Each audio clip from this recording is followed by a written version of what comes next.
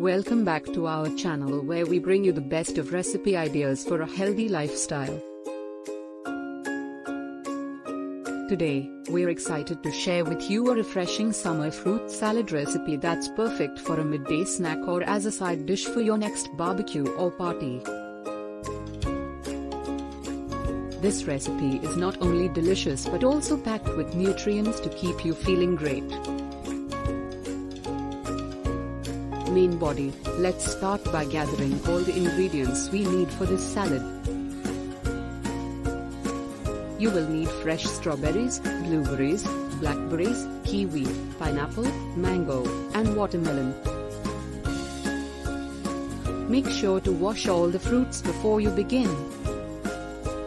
Cut all the fruits into small, bite-sized pieces and mix them in a large bowl. Now, let's move on to the dressing. In a separate bowl, mix together honey and lime juice until well combined. Pour the dressing over the fruit mix and gently mix everything together until the fruit is evenly coated.